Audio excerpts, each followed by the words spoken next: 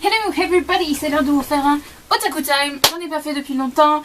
Eh bien, il est temps parce que j'ai lu énormément de mangas. Mais donc, ça va pas être la même chose que d'habitude. Je ne vais pas vous présenter que 3 séries, plutôt 5 ou 6. Je me souviens plus exactement. Donc, on attaque tout de suite. Alors, je vais commencer par ceux qui sont à côté de moi. J'ai continué la série Blackbird par Kanoko Sakura Koji, édité chez Pika. Je me suis fait les tomes 12 à 14. Et je sais que je vous ai déjà dit que j'avais plus trop envie de continuer cette série parce que c'était longué, ça avançait pas au niveau de l'intrigue et tout. Mais à la fin du tome 14, il y a une bonne surprise qui se propage. Donc ça me donne envie de me faire les tomes 15 à 18.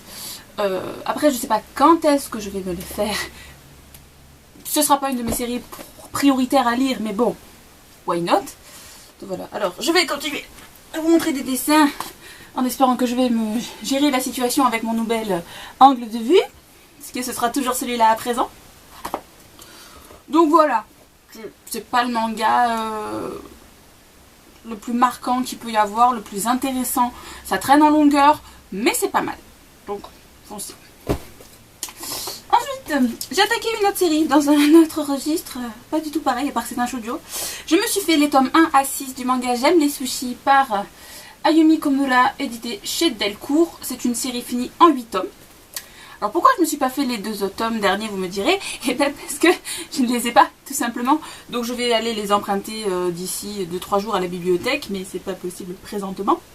Donc je vais vous parler de la série de manière générale, hein, parce que je suis pas à 2 tomes près pour dire si c'est... je pense pas qu'en 2 tomes ça va devenir complètement à chier. Alors j'aime bien parce que ça traite du thème de la cuisine. Alors gourmande que je suis, je ne pouvais pas ne pas aimer, hein.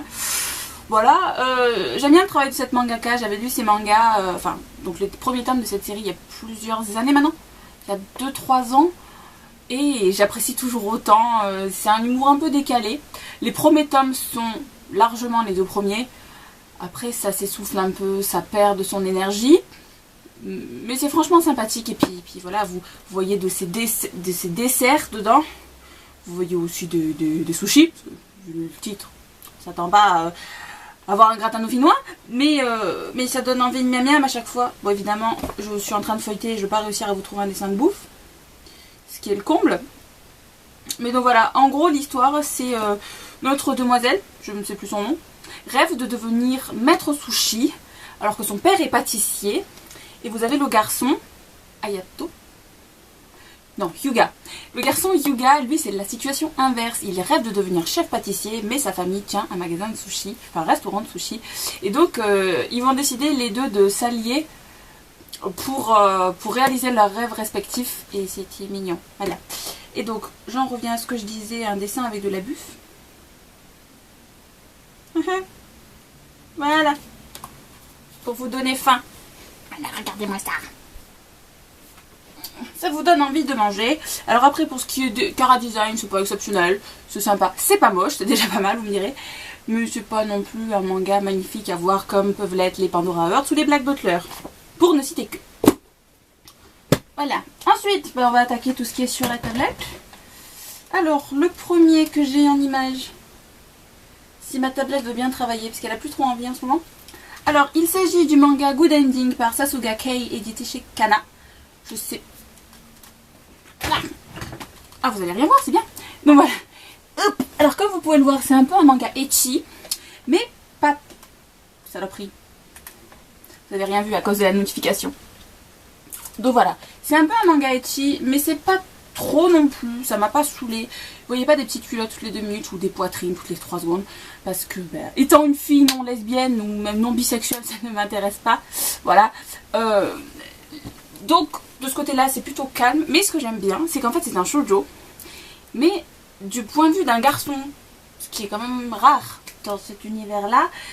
Un mec qui s'y connaît absolument pas en amour, il n'est pas du tout dragueur, et donc il va demander de l'aide, enfin il va pas vraiment demander d'aide, mais la brune que vous avez pu voir sur l'illustration va lui donner des conseils pour réussir à séduire la fille qu'il aime depuis 1 an et demi je crois, qu'il n'arrête pas de regarder et à qui il a jamais oser adresser la parole. Donc voilà, ça donne des situations bien cocasses, j'aime bien. C'est pas révolutionnaire encore une fois, mais ça a une certaine fraîcheur, ça vous donne envie de continuer l'histoire.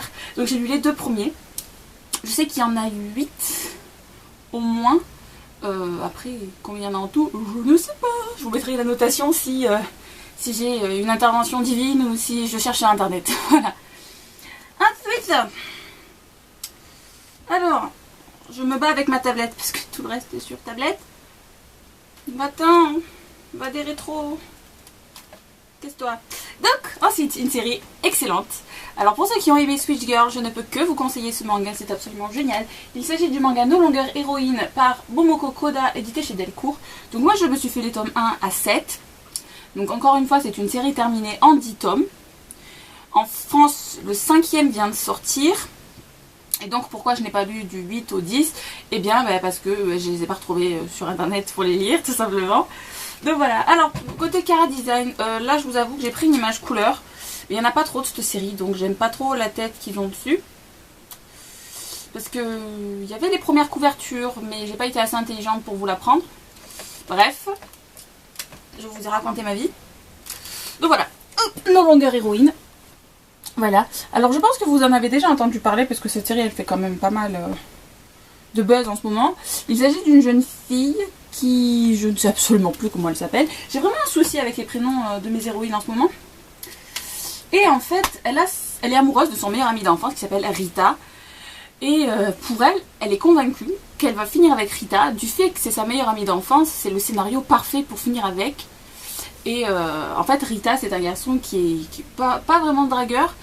On sait pas comment il se débrouille. D'ailleurs, il est beau gosse et il sort avec tout le temps. Il est sorti avec plein de filles et ses relations durent 2-3 semaines en général.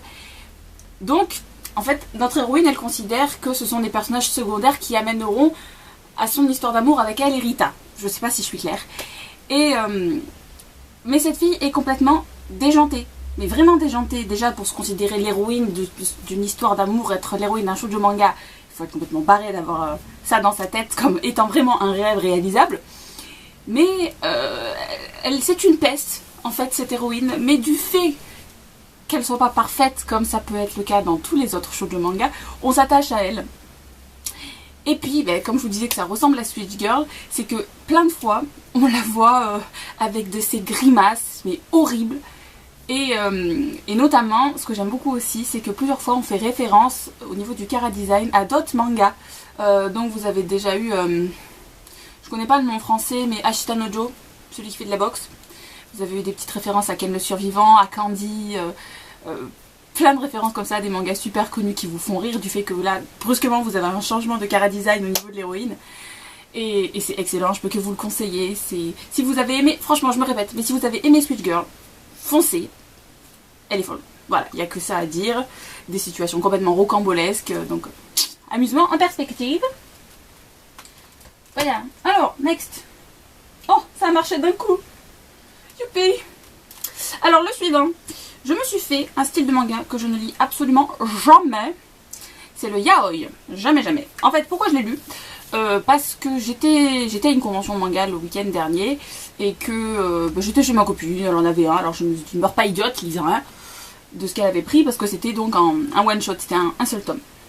Alors je me suis fait le manga Pardonne-moi par Kaname Itsuki, édité chez Taifu dans leur collection yaoi. Alors je sais absolument pas si au final avec la lumière vous arrivez à voir les couvertures de ce que je vous montre. De toute façon, je vous mettrai des liens livre addict en bas et vous aurez donc les résumés, les couvertures et tout. Donc voilà, donc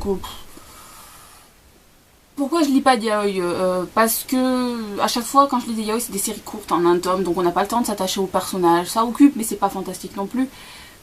Et cette série n'a pas fait exception.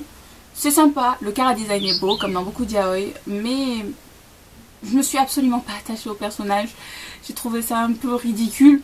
Parce que un autre des facteurs qui fait que je lis pas de yaoi, c'est que quand vous lisez un yaoi, toutes les personnes sont homosexuelles. Les hommes, les femmes, tout le monde. C'est pas du tout crédible, selon moi.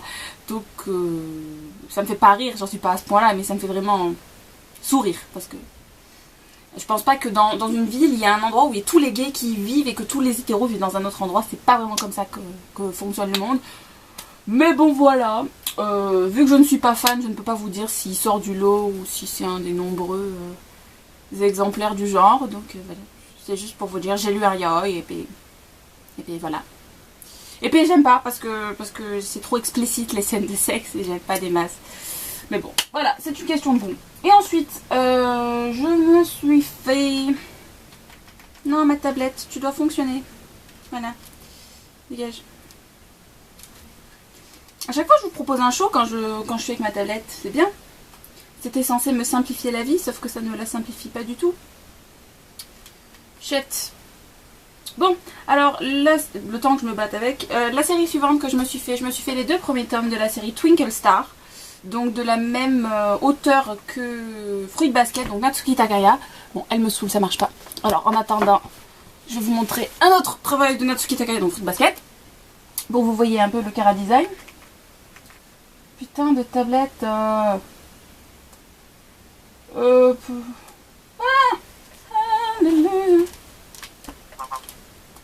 Voilà.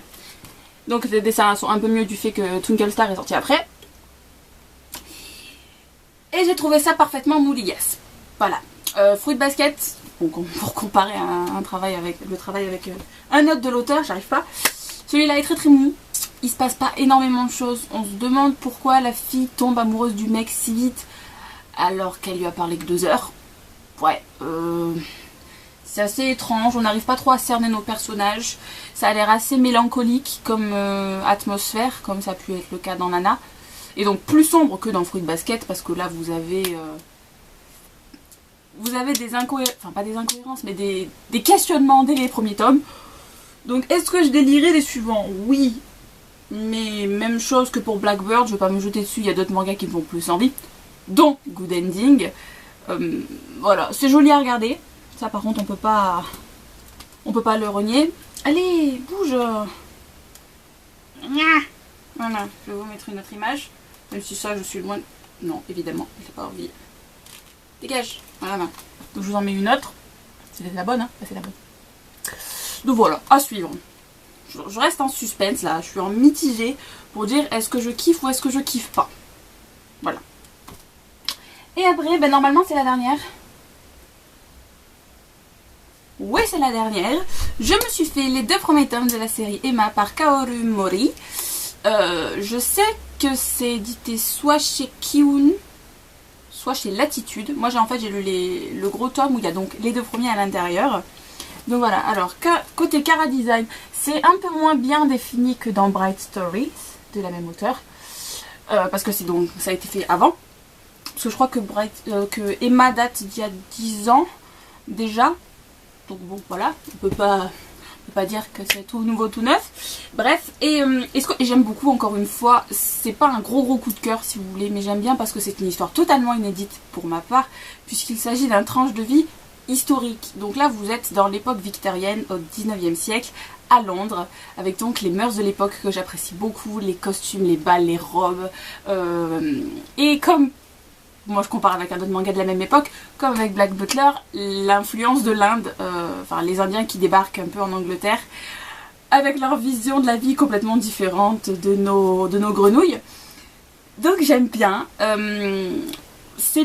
Là aussi c'est pas du tout le même genre d'ambiance, parce qu'on est loin d'un manga avec beaucoup d'humour.